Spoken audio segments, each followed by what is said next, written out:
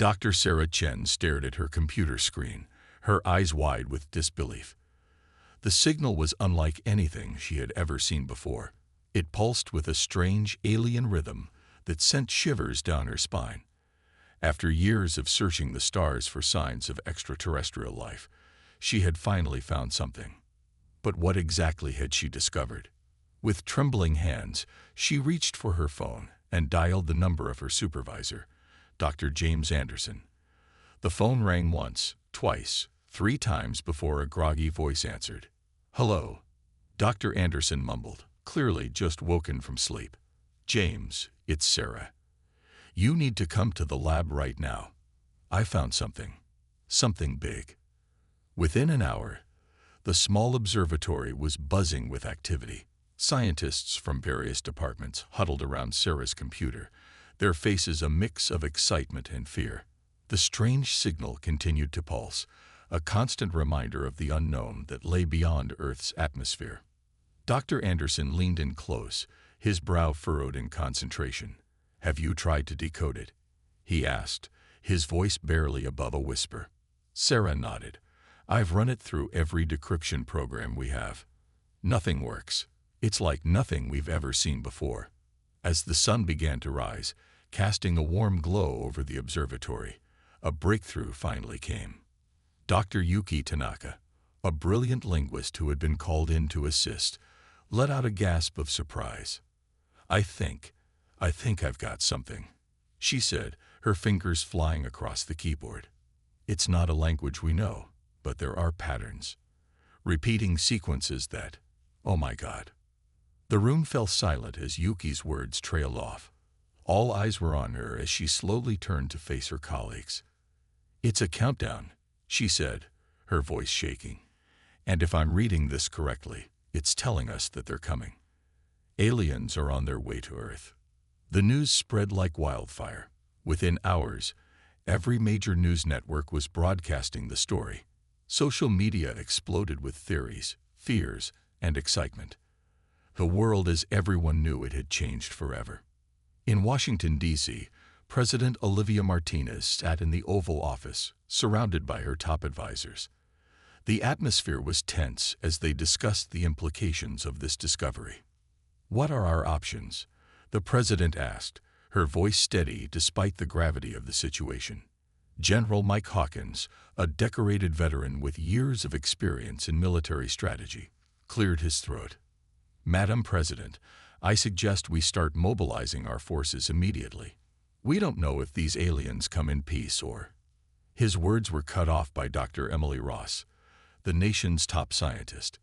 "With all due respect, General, we can't just assume they're hostile. This could be the greatest opportunity for advancement in human history." As the debate raged on in Washington, similar scenes played out in capitals around the world. In Beijing, Moscow, London, and beyond, leaders grappled with the news and what it meant for their people. Meanwhile, in small towns and big cities alike, ordinary people tried to come to terms with the extraordinary revelation. Some reacted with fear, stockpiling supplies and preparing for the worst. Others celebrated, seeing the alien arrival as a new chapter in human history. Churches, mosques, and temples filled with those seeking guidance and comfort. Scientists worked around the clock, analyzing every bit of data from the alien signal. Military bases buzzed with activity as soldiers prepared for any possible scenario. As the days passed, the signal grew stronger. Whatever was coming was getting closer. The world held its breath, united for perhaps the first time in history by a common experience: the wait for first contact. In her lab, Dr. Sarah Chen continued to work tirelessly. She knew that understanding the signal was key to preparing for what was to come. As she stared at the pulsing lights on her screen, she couldn't help but wonder, were they ready for this? Was humanity prepared to face whatever was hurtling towards them from the depths of space? Only time would tell. But one thing was certain: the world would never be the same again. The discovery had been made, and now, all of humanity could do was prepare for what came next. As the reality of the impending alien arrival sank in, world leaders knew they had to act fast. In an unprecedented move, the United Nations called for an emergency global summit. Representatives from every nation gathered in New York City, setting aside old rivalries in the face of this new cosmic challenge. The summit hall buzzed with nervous energy as President Olivia Martinez took the stage. Her voice, steady and determined, echoed through the room. Today, we stand united not as separate nations, but as citizens of Earth, she began. The choice before us is simple: prepare together, or face the unknown divided. Her words struck a chord. After days of intense debate and negotiation, a groundbreaking agreement was reached. The world would pool its resources and knowledge to prepare for the aliens' arrival. Meanwhile, in a top-secret facility deep in the Nevada desert, the brightest minds from around the globe worked tirelessly. Dr. Sarah Chen, the scientist who first discovered the alien signal, now found herself at the heart of humanity's defense efforts. We need to think beyond our current technology, Sarah explained to a room full of engineers and scientists. If these aliens can travel across galaxies, their tech will be far beyond ours. We need to be innovative, unpredictable. Taking her words to heart, the team began developing new defense systems. They combined cutting-edge human technology with theories inspired by science fiction. Plasma shields, gravity manipulators, and even primitive force fields began to take shape. In military bases across the world, soldiers underwent intense new training programs. They learned to fight in zero gravity, to operate theoretical alien weaponry, and to think in ways that might confuse or surprise an extraterrestrial foe. General Mike Hawkins watched as a group of international troops practiced a new battle formation. "Remember," he called out, "we don't know what these aliens look like or how they think. Be prepared for anything." But it wasn't just the military preparing. Governments launched massive public education campaigns. Citizens were taught basic survival skills, emergency protocols, and even rudimentary alien contact etiquette. In a small town in Japan, 67-year-old Hiroshi Tanaka attended a community preparation class. He listened intently as the instructor explained how to build a basic shelter that could withstand various theoretical alien weapons.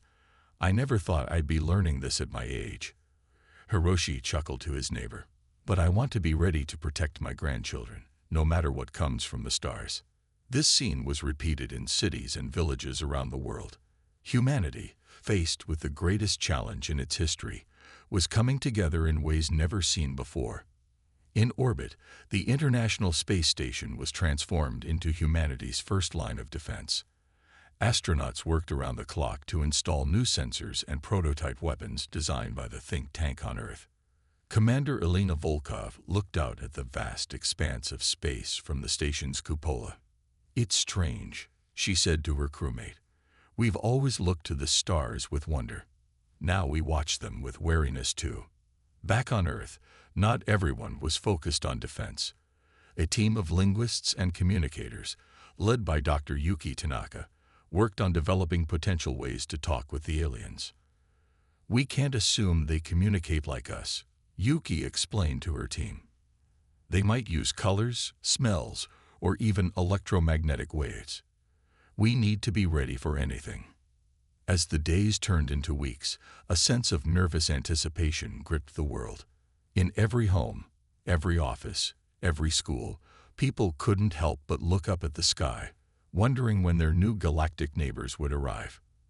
In the White House Situation Room, President Martinez studied the latest reports. The world's missile defense systems had been upgraded. A fleet of advanced fighter jets stood ready. Underground bunkers had been prepared for civilians. "Are we ready?" she asked General Hawkins. The general paused before answering. "As ready as we can be, Madam President. But the truth is, we're stepping into the unknown. All we can do now is hope our preparations are enough." As if in response to his words, alarms began blaring. A junior officer burst into the room, his face pale. "Madam President," he gasped, "we're detecting multiple objects entering our solar system at incredible speed. They'll reach Earth orbit in less than 24 hours." President Martinez took a deep breath. The moment they had all been preparing for had finally arrived. Humanity's first contact with alien life was about to begin. "Alert all commands," she said, her voice calm despite the gravity of the situation. "It's time to put our plans into action. May God help us all." The world held its breath as the alien fleet entered Earth's orbit. Massive ships, unlike anything humans had ever seen, filled the sky. Their sleek, dark shapes blotted out the stars, casting eerie shadows on the planet below. In the White House Situation Room, President Olivia Martinez stared at the live feed from space telescopes. Her face was a mask of calm, but her hands, hidden under the table, were shaking slightly. "What's their status?" she asked, her voice steady despite the tension in the room. General Mike Hawkins, his uniform crisp even after hours of crisis management, responded, "They've taken up positions around the planet, Madam President, but they haven't made any aggressive moves yet." Dr. Sarah Chen, the scientist who first detected the alien signal, spoke up. "We should try to communicate with them. Show them we're intelligent and peaceful." The president nodded. "Do it." In a heavily guarded communications center, Dr. Yuki Tanaka and her team of linguists prepared to send humanity's first message to the aliens. They had spent months preparing for this moment, developing potential universal communication methods. "Let's start with mathematics," Yuki said, her fingers flying over the keyboard. "It's the most likely universal language." A series of prime numbers, followed by simple geometric shapes, was beamed towards the alien fleet. The room fell silent as everyone waited for a response. Minutes ticked by, then hours. The aliens remained silent. Around the world, people watched the sky with a mixture of fear and awe. In New York City, crowds gathered in Times Square, their faces illuminated by the giant screens showing live footage of the alien ships. In a small village in Africa, families huddled around old radios, listening for any news. Back in Washington, frustration was growing. "Why aren't they responding?" the president demanded. As if in answer, the alien ships suddenly began to move.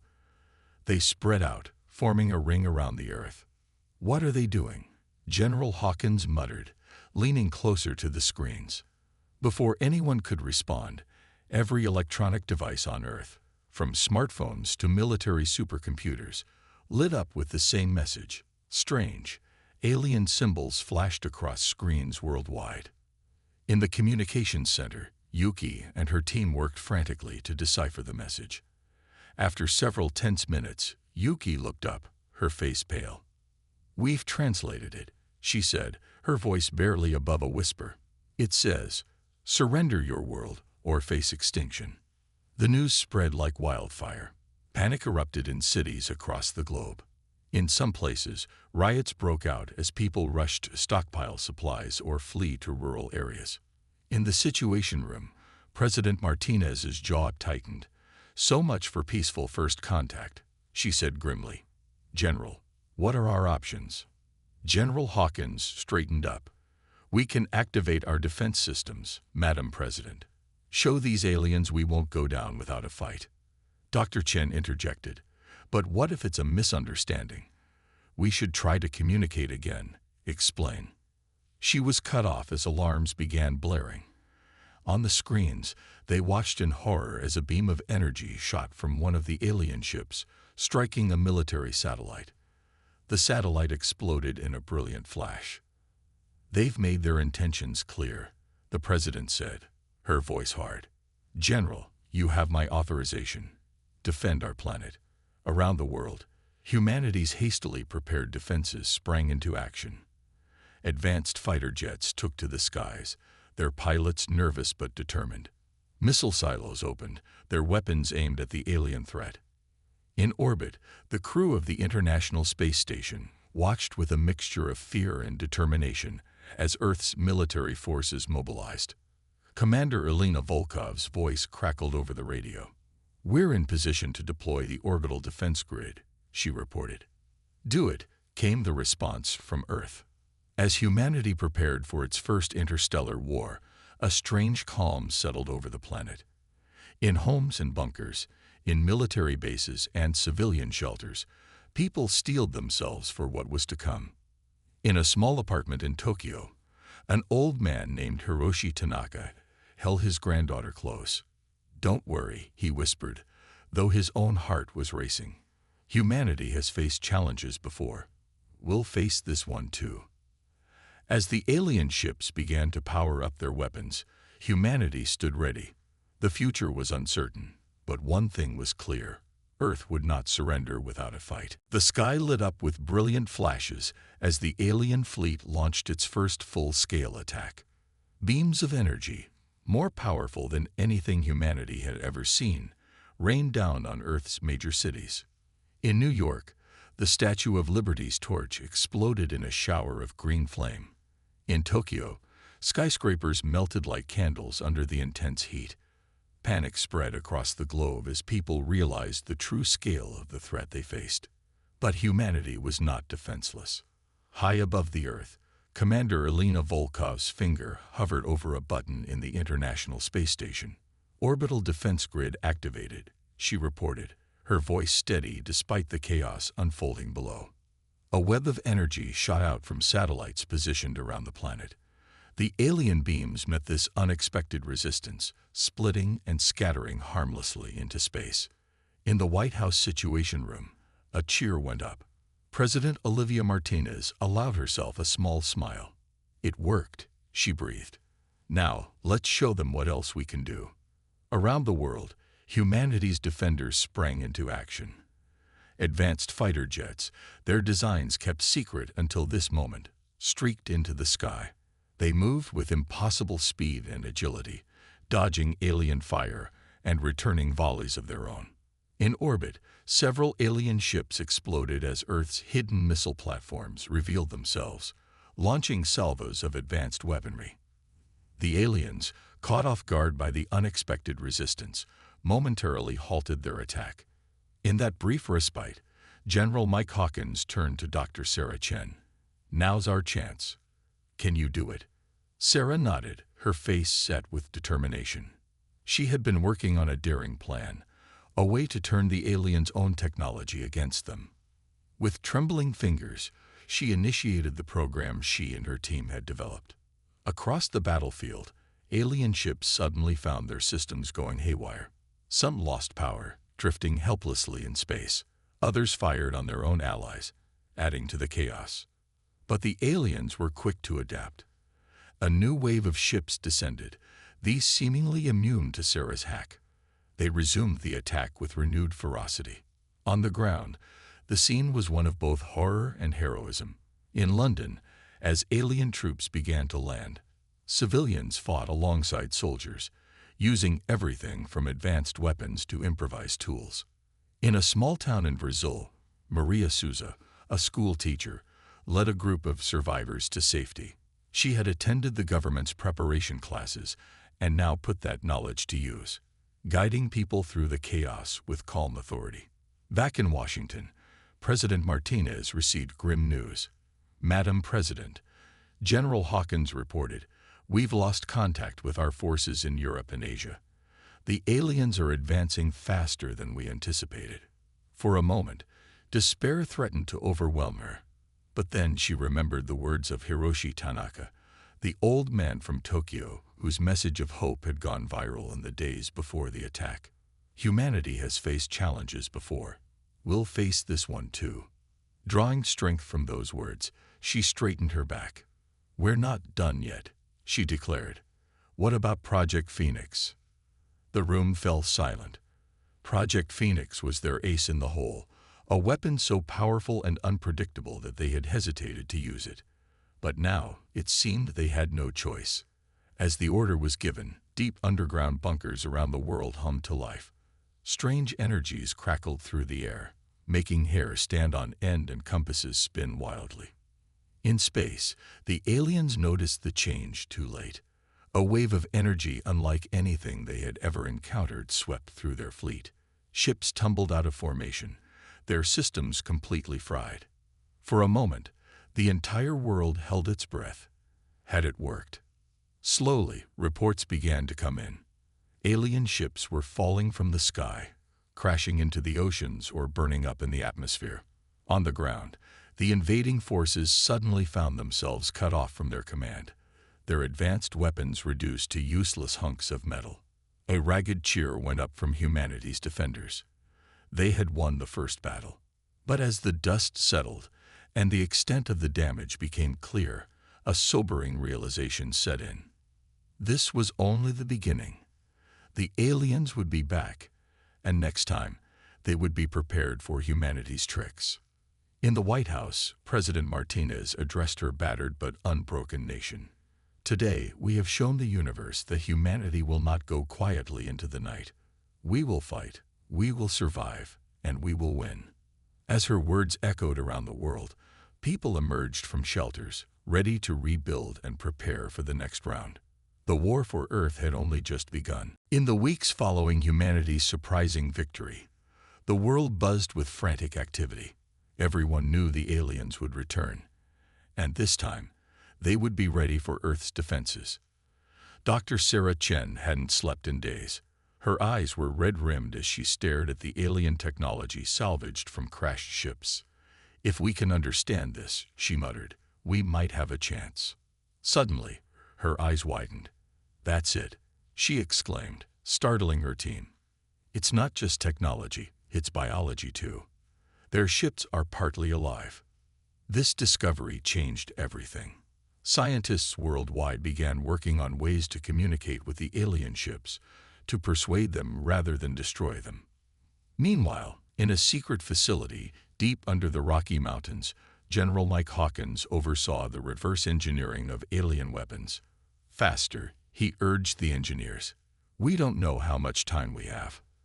As if in answer to his words, alarms blared across the globe. The alien fleet had returned, larger and more formidable than before. President Olivia Martinez's voice crackled over emergency broadcasts. "Stay calm," she urged. "Remember your training. We've beaten them once, we'll do it again." This time, the aliens didn't attack immediately. Instead, a massive ship detached from the fleet, descending slowly towards the United Nations headquarters in New York. Inside the UN building, world leaders gathered nervously. Dr. Yuki Tanaka, leading the communication team, prepared to face the alien representatives. The room fell silent as the aliens entered. They were tall, with shimmering skin and eyes that seemed to see everything at once. Yuki stepped forward, ready to try their new communication methods. But before she could speak, one of the aliens raised a hand. To everyone's shock, it spoke in perfect English. "We underestimated you," it said, its voice oddly melodious. "We thought you primitive, easy to conquer. We were wrong." Murmurs rippled through the room. Yuki's mind raced. This changed everything. Meanwhile, in orbit, Commander Elena Volkov noticed something strange. The alien fleet was behaving oddly, ships moving in erratic patterns. "It's like they're fighting each other," she reported to Earth. Back in the UN, negotiations were tense. The aliens, calling themselves the Zarkov, revealed they were a collective consciousness. But now, that consciousness was divided. "Your individuality intrigues part of us," the alien spokesperson explained. "It wants to learn, not conquer. But another part sees you as a threat to be eliminated." As they spoke, reports flooded in from around the world. Alien ships were engaging each other in battle, filling the sky with spectacular explosions. Dr. Chen, watching from her lab, suddenly understood. "The ships are alive," she exclaimed, "and they're choosing sides." In the UN, Yuki made a bold proposal. "Join us," she said to the aliens. "Let those who wish to learn come in peace. We'll face the others together." The alien hesitated, its shimmering skin rippling with indecision. Then, slowly, it extended a hand towards Yuki. As their hands touched, a shockwave of energy pulsed around the globe. In space, nearly half the alien fleet suddenly changed course, moving to position themselves protectively around Earth. "We accept," the alien said. The battle that followed was like nothing humanity had ever seen. Earth's forces fought alongside their new alien allies against the hostile faction of the Zarkov. Advanced human fighters flew in formation with living alien ships. On the ground, human soldiers wielding reverse-engineered alien weapons fought alongside shimmering Zarkov warriors. In her mountain bunker, Sarah worked feverishly to merge human and alien tech. "If we can sync our systems," she explained to General Hawkins, "we'll have an advantage they can't match." As the battle raged, President Martinez addressed the world again. "Today, we fight not just for our planet, but for a new future. A future where humanity stands among the stars." Her words sparked a fresh wave of determination. Around the world, humans and friendly Zarkov worked together, pushing back against the invaders. Slowly but surely, the tide began to turn. The hostile aliens, faced with the combined might of humanity and their own divided forces, began to retreat. As the last enemy ships fled Earth's orbit, cheers erupted around the world. Humans embraced their new alien allies, marveling at how quickly enemy had become friend. In the aftermath, as the dust settled on a changed Earth, Yuki stood with the Zarkov spokesperson, looking up at the stars. "What happens now?" she asked. The alien turned its multifaceted eyes to her. "Now," it said, "we learn from each other. And together, we'll explore the universe." As night fell, the sky sparkled not just with stars, but with the lights of Allied ships standing guard over Earth. Humanity had not only survived its first interstellar war, it had gained wondrous new allies in the process. The future, it seemed, was going to be very interesting indeed. The uneasy peace that followed the initial victory was short-lived. Just as Earth began to rebuild, long-range sensors detected a massive force approaching, the main fleet of the hostile Zarkov faction. In the newly established Joint Earth-Zarkov Defense Command, alarms blared. General Mike Hawkins and his alien counterpart, Commander Zoriel, exchanged grim looks. "They're coming to finish what they started," Zoriel said, his shimmering skin pulsing with anxiety. Hawkins nodded. "Then we'll finish this war once and for all." Across the globe, humanity and their alien allies prepared for the final battle. In orbit, a mixed fleet of human and Zarkov ships took up defensive positions. On the ground, cities transformed into fortresses. Dr. Sarah Chen worked tirelessly in her lab, putting the finishing touches on a revolutionary weapon. It combined human ingenuity with Zarkov biotechnology, a device capable of disrupting the enemy's hive mind consciousness. "It's ready," she announced, her voice filled with equal parts hope and fear. "But we'll only get one shot at this." As the enemy fleet entered the solar system, President Olivia Martinez addressed the world one last time. "Today, we face our greatest challenge. But remember, we do not stand alone. Together with our allies, we will defend our home." The battle began in the cold depths of space. The sky lit up with energy beams and explosions as ships clashed in a deadly dance. Earth's combined fleet fought bravely, but they were outnumbered. Commander Elena Volkov, leading the space defense, gritted her teeth as another friendly ship exploded nearby. "We can't hold them much longer," she reported. "They're breaking through." On Earth, the situation was equally dire. Enemy dropships breached the atmosphere, landing troops in major cities. The streets became battlegrounds as human and friendly Zarkov forces fought side by side against the invaders.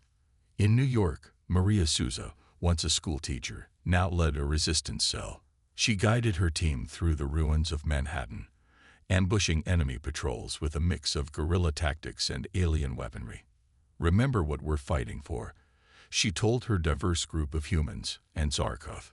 "Our future together." Meanwhile, in Tokyo, old Hiroshi Tanaka surprised everyone by joining the fight.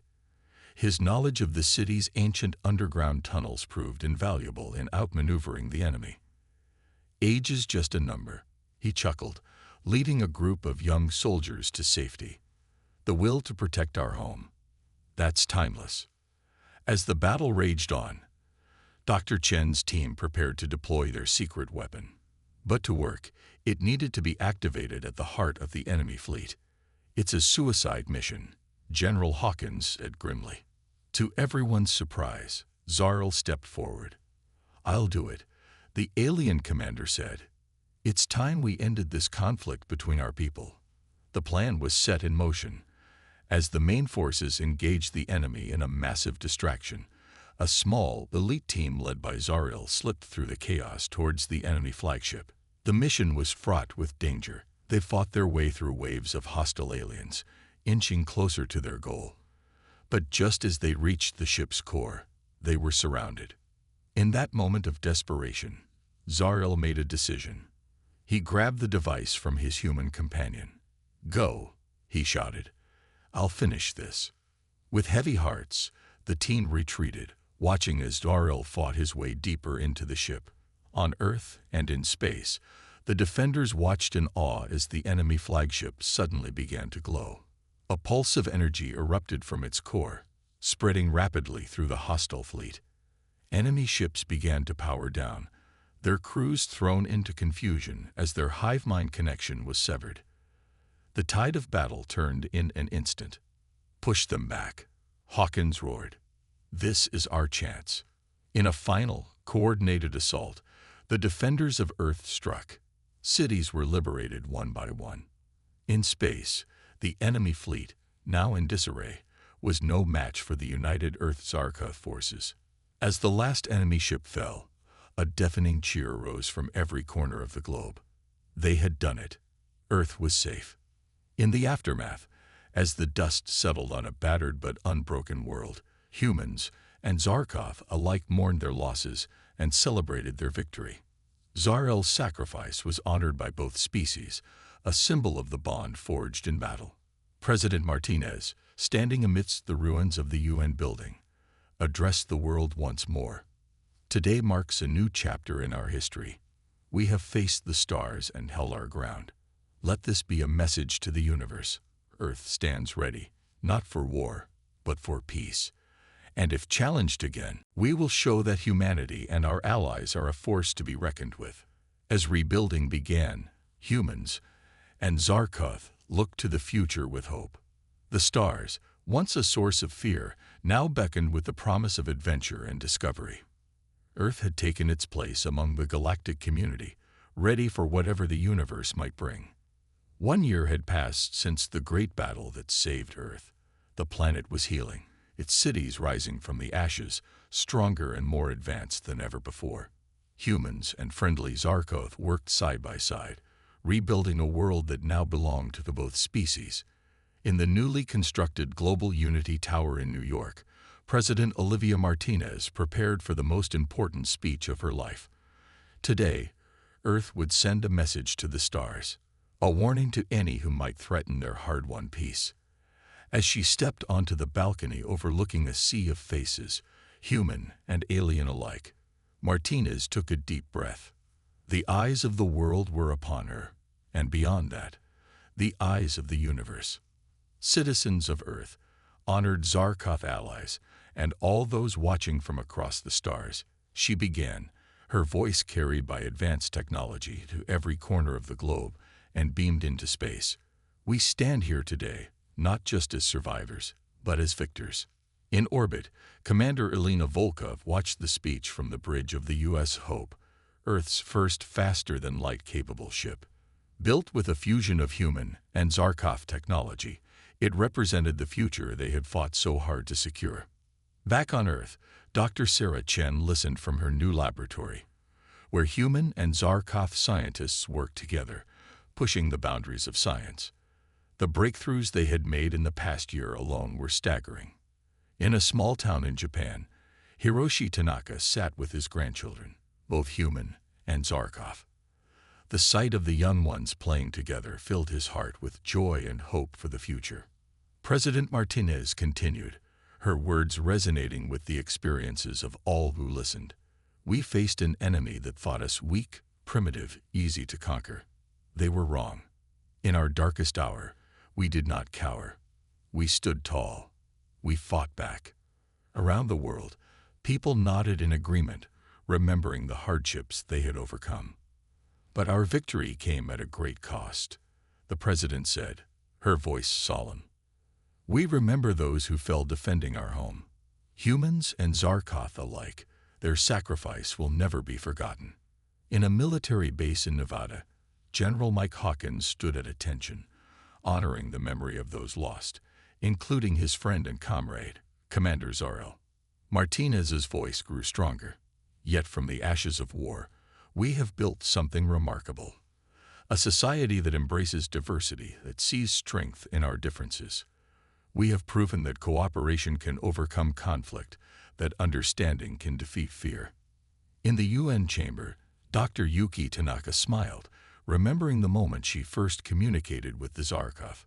How far they had come since then.